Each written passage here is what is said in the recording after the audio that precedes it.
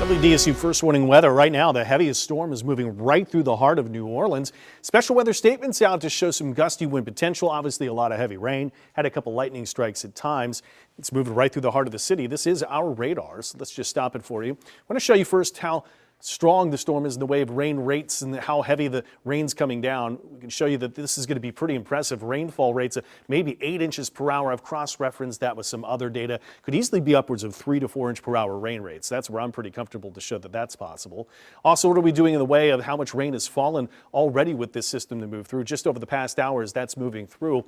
This is WDSU first warning weather Doppler radar product to show 3/4 inch of rain is shown between Harahan and Kenner. Over 3 hours, it should probably be pretty similar, but that might have some rain from earlier. That shows 1 inch of rain that's there. But very hefty rain that is there and just right through the city. Southeast eastward movement at about 15 miles per hour. So I can actually track who's out and ahead of that here at 15 miles per hour. So I'll get it all the way as close as I can. We'll go at least 12 miles per hour to show Algiers by 6:30. The next about 12 to 15 minutes. Chalmette at 6:48. English Turn by 6:58, just to show a few that are in line for this pretty hefty round of storms that are moving through, if not showers, a couple lightning strikes at times. Did make it up to 93 today. Hammond, Bogalusa did 94.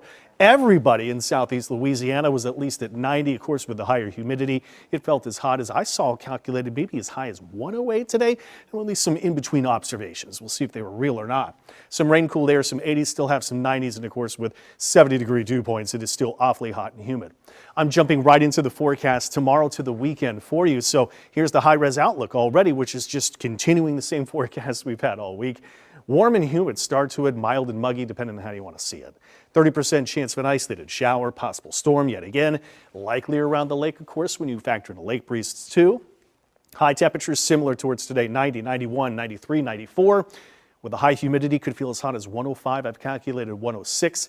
Into Sunday. Same thing's going to happen here. Daytime storm chance about 30-40%. An isolated storm or two, but there could be more storms Sunday evening as we get a front that nears and maybe some more storms firing up west to hear the roll through. So there's a low risk that there could be some strong wind gusts to come. So that's an impact day for Sunday night, and then leftover storms Mondays we'll see. Very hot and humid, could be as hot as feeling 106. The heat advisory criteria is 108.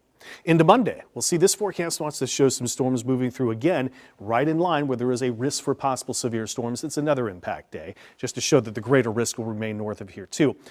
But we get a quick look at the tropics here for us, and the great news here is there's nothing going on in our tropical outlook. Look at the surface map, high pressure in control. There's one lone tropical wave, but as I just showed, nothing expected Atlantic, Caribbean, Gulf Basin over the next 7. WDSU first warning weather, of course, the hefty rain moving through right now. Got a hot and humid weekend. Heat index could approach heat advisory criteria. Could find some stronger storms Sunday night through Monday and impact days then.